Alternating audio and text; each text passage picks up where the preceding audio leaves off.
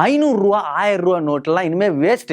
Indian படத்துல கஸ்தூரி கப்பல்ல விடுற மாதிரி விட்டுறலாம் இப்படி நினைக்கிறவங்க, ஆகா இனிமே நம்ம ஊர்ல பிளாக் மணியே இருக்காது, மோடி வாழ்க அப்படின்னு நினைக்கிறவங்க எல்லாரும் மனசுலயும் ஒரு சில சந்தேகங்கள் இருக்கும். அதெல்லாம் தீர்த்து வைக்கிறதுக்காக தான் இந்த vlog. Welcome to Madras central. நான் முத்து. 500 ரூபா மற்றும் 1000 ரூபா நோட்டுகள் செல்லாதுன்னு பிரதமர் அனௌன்ஸ் பண்ண உடனே நம்ம ஆளுங்க ஃபர்ஸ்ட் என்ன பண்ணோம்னா, நம்ம தான் இந்த நியூஸை ஃபர்ஸ்ட் பார்த்தோம்னு நினைச்சிட்டு வாட்ஸ்அப் குரூப்ல ஒவ்வொன்றில நைட்டு 12 மணி வரைக்கும் அனுப்பிட்டு இருந்தோம். எங்க எல்லாருக்கும் வந்துடுச்சு அந்த நியூஸ் வந்து ஒரு 9 மணி 9:30க்கே தெரிஞ்சிருச்சு.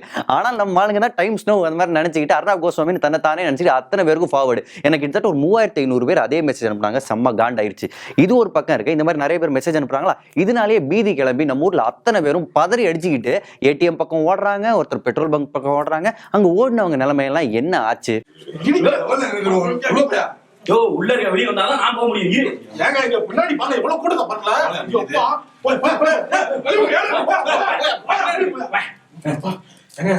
நீங்க பணம் போடாத எடுக்க முடியுங்களா? எடுக்கங்க. ஐயோ எடுக்க முடியாதுங்க. என்னது எடுக்க முடியாது? போட மட்டும் தான் முடியும். ஏன்? தாம்பரம் மட்டும் எடுக்க முடியும். தாம்பரமா? ஆமாங்க. யூ இங்க டீனர்ல இருந்து தாம்பரம் ரொம்ப தூரம்யா. ஐயோ போனதான் பணம் கிடைக்கும். போங்க சீக்கிரம் போங்க. டைம் ஆயிர போகுது. போங்க. நீ எதுக்கு நிக்கிற? நான் வந்து பணம் போட வந்தேங்க. ஓ சரி. போங்க சீக்கிரம் போங்க. இந்த நியூஸை பத்தி பல பேர் இன்னைக்கு வர வந்து ஃபார்வர்ட் மெசேஜா அனுப்பிட்டு இருக்காங்க. இதனால இப்படி இம்பாக்ட் இருக்கும், இதனால இத்தனை டாலர்ஸ் வந்து பறிமுதல் செய்யப்படும் அப்படின்னா பாதி விஷயம் வந்து புருடாதான். எதையும் வந்து அப்படியே நம்பிடாதீங்க, அலசி ஆராய்ஞ்சு முடிவு எடுத்துக்கலாம். Okay, as a matter of fact பார்த்தோம்னா இந்தியாவில் இப்போ வரைக்கும் புழக்கத்தில் இருக்கிற ரூபா நோட்டுகளில் கால்வாசி, அதாவது 25% வந்து 1000 ரூபாய் மற்றும் 500 ரூபாய் நோட்டுகள் தான். மார்ச் 2015லேருந்து மார்ச் 2016 வரை இந்தியாவில் பிரிண்ட் செய்யப்பட்ட நோட்டுகளில் சரி பாதி 1000 ரூபாய் மற்றும் 500 ரூபாய் நோட்டுகள் தான். அது வரைக்கும் கவர்மெண்ட் வந்து இந்த முடிவு எடுப்பாங்க அப்படின்ற ஒரு நிர்ணயத்துக்கு அவங்களே வரல. ஏன்னா அதுக்கு ஆதாரம் வந்து இவ்வளவு ரூபா பிரிண்ட் பண்ணியிருக்காங்க. அதுக்கப்புறம் கடந்த 6 மாசத்துல எடுக்கப்பட்ட முடிவு தான் இது. இதுக்கான ரீசன்ஸ் என்ன பார்த்தோம்னா, பிரைம் மினிஸ்டர் மோடி அவரோட ஸ்பீச்ல வந்து ரொம்ப கிளியரா சொன்னாரு. ஃபர்ஸ்ட் ரீசன் வந்து டெரரிசம்காக யூஸ் பண்ணப்படுற மணி. பாகிஸ்தான்ல இருந்து அதுக்கப்புறம் மற்ற நாடுகள்ல இருந்து இன்ஃபில்ட்ரேட் பண்ணி டெரரிஸ்ட் வராங்க. இவங்கெல்லாம் பயங்கரமான ஆயுதங்கள்லாம் வச்சிருக்காங்களே, இதெல்லாம் வாங்குறதுக்கு எங்க இருந்து காசு வருது? பாகிஸ்தான்ல இந்தியாவோட கள்ள நோட்டுகள் அங்கே அச்சடிச்சு இந்தியாவுக்குள்ள அனுப்புறாங்களாம். 2010ல பாகிஸ்தான்ல இருந்து இந்தியாவுக்கு கடத்தப்பட்ட கள்ள நோட்டுகளோட மதிப்பு வந்து 1500 கோடி. இதுவே 2012ல 2000 கோடியாச்சு. 2013ல 3000 கோடி. ஸோ இந்த வருஷம் வரைக்கும் நம்ம பார்த்தோம்னா பாகிஸ்தான்ல இருந்து இந்தியாவுக்கு வந்த கள்ள நோட்டோட மதிப்பு வந்து கிட்டத்தட்ட ஒரு 15,000ல 20,000 கோடி இருக்கும். இந்த எல்லா நோட்டையும் எப்படி மாட்ட வைக்கிறது அப்படின்னு கவர்மெண்ட் யோசிச்சப்போ அவங்க எடுத்த மாஸ்டர் பிளான் தான் இதுன்னு நான் நினைக்கிறேன். ஸோ இது வரைக்கும் வந்து அவங்க ஏற்கனவே பிரிண்ட் பண்ணியிருக்கிற ஒரு பெரிய கன்சைன்மெண்ட் இந்தியாவுக்கு அனுப்பலாம்னு நினைச்சப்போ இந்த மூவ் வந்தோடனே அவங்களே இப்போ டெரரிஸ்டுங்களா உட்காந்து யோசிப்பாங்க. 25,000 கோடி இந்திய பணத்தை கள்ள நோட்டா வச்சிருக்கோம், அதை கொண்டு போய் இந்தியாவில சர்க்குலேட் பண்ணி விட்டுவா. சாரி பாஸ், அது முடியாது. ஏன்? நேத்து நைட்டு 1000 தலை பண்ணிட்டாங்க பாஸ். எட்டது 1000 தலை போட்டாயிடா. அப்ப 25,000 கோடி அதுக்கு பேல போட்டுங்க பாஸ். ஆட கொக்கா மக்கா நரசிம்பா. ஆப்வியஸ்லி இந்த மூவ்னால பப்ளிக் வந்து ஒரு சின்ன இம்சை இருக்கதான் செய்யும். பட் துப்பாக்கி படத்துல விஜய் சொல்லுவார்ல, ஏன் தீவிரவாதி எதிர்க்கணும்னா ஆர்மிக்காரரும் போலீஸ்காரரும் மட்டும் தான் உசுர கொடுக்கணுமா, நம்மலாம் டிவி சேனல்ல மாத்திக்கிட்டு இவன் இப்படி பண்றானே இவன் அப்படி பண்றான்னு மட்டும் தான் சொல்லிக்கிட்டு இருப்போமா? ஸோ அதுக்கு டெரரிசம் அழிக்கிறதுக்கு நம்மளோட கான்ட்ரிபியூஷன் இந்த சின்ன இம்சையை ஏற்றுப்போம். இதே தான் பிரைம் மினிஸ்டர் சொல்லியிருக்காரு. இல்லை விஜய் படத்தை பற்றிலாம் அவர் சொல்ல, பட் இதே மாதிரி ஒரு பாயிண்ட் தான் வந்து அவர் சொல்லியிருக்காரு. ரொம்ப அப்ரிஷியேட் பண்ணக்கூடிய ஒரு விஷயம் இது. ஸோ நம்மளோட சப்போர்ட்டா இந்த இம்சையை வந்து டிசம்பர் மாதம் வரை கொஞ்சம் பல்ல கடிச்சிக்கிட்டு ஏற்றுக்கலாம்.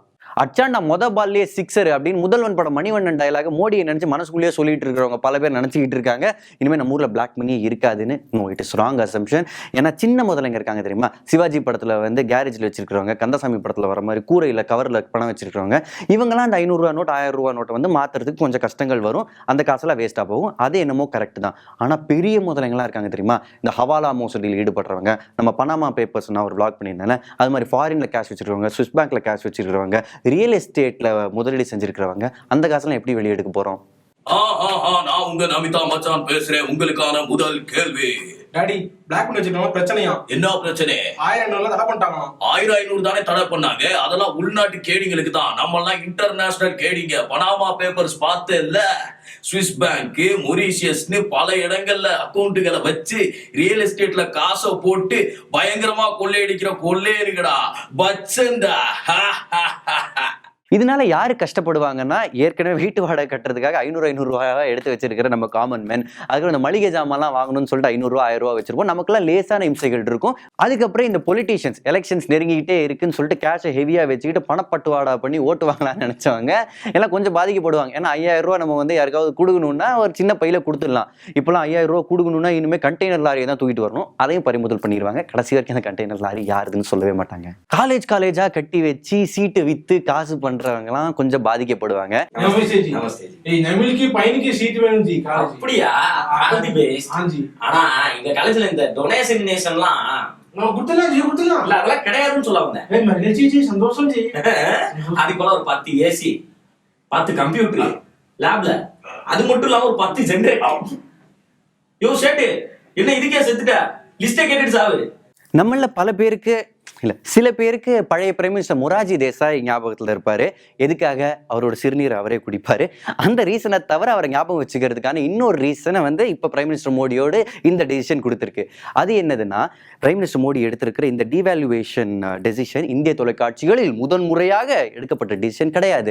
1978 அப்ப இருந்த ஜனதா பார்ட்டியோட பிரைம் மினிஸ்டரான திரு மொராஜி தேசாய் இதே மாதிரி ஒரு டெசிஷன் எடுத்திருந்தாரு. இப்ப கூட அவர் சொன்ன அந்த எக்கானமி டெசிஷனை பத்தி யோசிக்காம அந்த சிறுநீர் அவர் குடிப்பாரு நான் சொன்னதை பத்தி யோசிச்சுட்டு இருக்கீங்களா? இதெல்லாம் நம்மளால மட்டும்தான் முடியும். இவ்வளவு பெரிய போல்டான டெசிஷனை எடுத்த பிரைம் மினிஸ்டரும் இதுக்கு உறுதுணையா இருந்த ரிசர்வ் பேங்க் ஆஃப் இந்தியாவுக்கும் நம்ம வந்து நம்மளோட பாராட்டுகளை தெரிவிச்சுக்கலாம். Thanks a lot, hats off. இந்த வீடியோ உங்களுக்கு பிடிச்சிருந்ததுன்னா இதை வந்து லைக் பண்ணுங்க, பிடிச்சிருக்கோ பிடிக்கலையோ கமெண்ட் பண்ணுங்க, உங்க ஃப்ரெண்ட்ஸுக்கு ஷேர் பண்ணுங்க, முக்கியமா மெட்ராஸ் சென்ட்ரலுக்கு சப்ஸ்கிரைப் பண்ணுங்க. தேங்க்ஸ் அலாட் ஃபார் வாட்சிங். யோ ஒழுங்கா பார்க்குக்கே போயிடலாம், பேங்க் ஆண்டெல்லாம் வேணாம். பொண்ணுங்களுக்கு தான் நீ நல்லா கலை கட்டாங்க படம் வாயா யோ ஒத்தையா வச்சிருக்காயா எல்லாம் கதை விட்டுருவாங்க பாருப்பா அப்படிங்கிற. யோ வாங்கிட்டு வராயா பரவாயில்ல டிஷர்ட் எக்ஸ்கியூஸ் மீ சார், ஒரு சின்ன டவுட்.